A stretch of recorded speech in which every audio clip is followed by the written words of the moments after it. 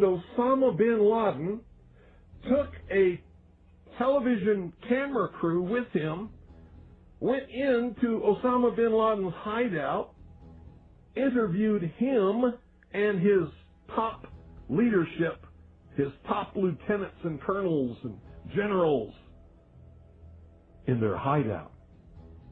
This is a CNN reporter with a camera crew.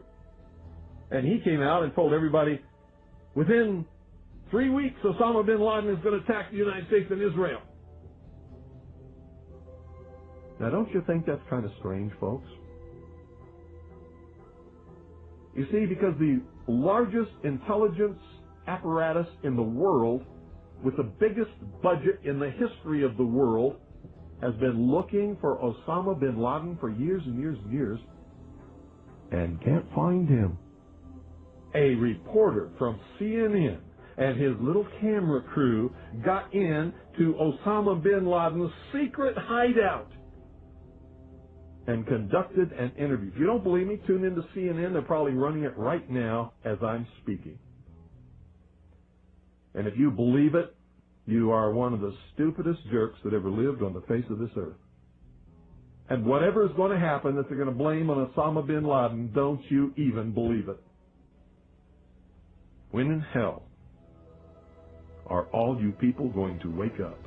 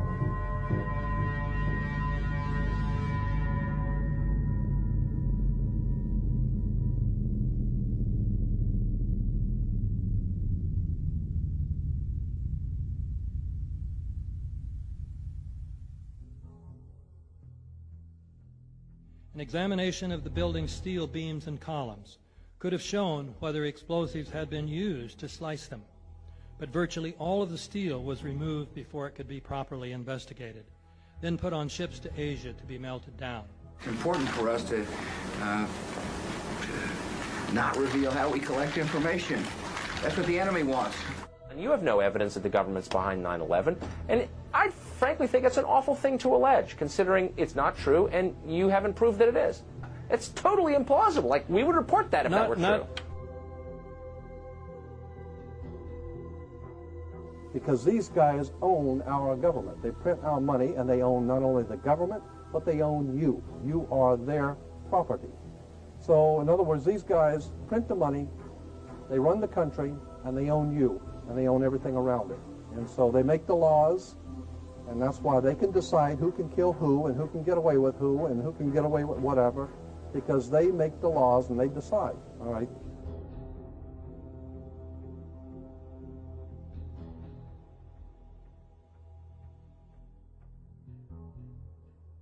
On that day, what did the president say to you?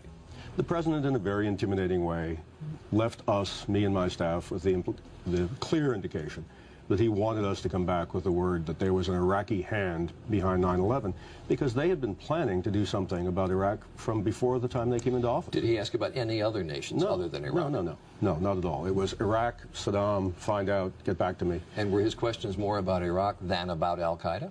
Absolutely, absolutely. He didn't ask me about al-Qaeda. And we said, but Iraq had nothing to do with this. And that didn't seem to make much difference.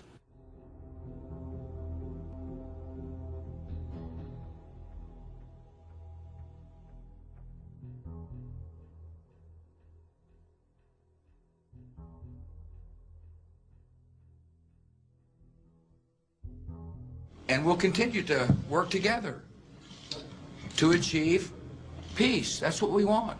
Freedom and peace. Look at the Council on Foreign Relations. Many members, in fact, the majority, never serve on the executive committees. They never go through any initiation of any kind. They are, in fact, the power base and are used to gain a consensus of opinion. The majority are not really members, but are made to feel as if they are. In reality, they are being used and are unwilling or unable to understand. They may have been or may be members of the Christian or Jewish religions, but that is only to further their own ends. They are, and always have been, Luciferian and internationalist.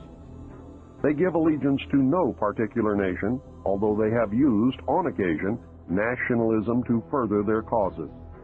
Their only concern is to gain greater economic and political power. The ultimate objective of the leaders of both groups is identical.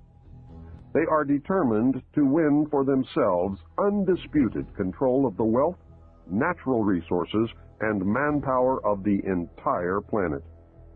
They intend to turn the world into their conception of a Luciferian totalitarian socialist state. In the process, they will eliminate all Christians, Jews, and atheists. You have just learned one, but only one, of the great mystery. The people who are running this country from behind the scenes do not care a thing about Americans or bloodshed anywhere.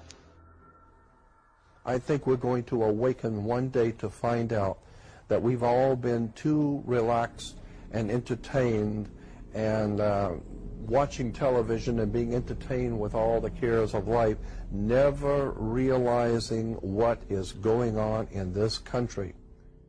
In the secret, ladies and gentlemen, they are at least, very bare minimum, 50 to 100 years ahead, beyond what you can even imagine.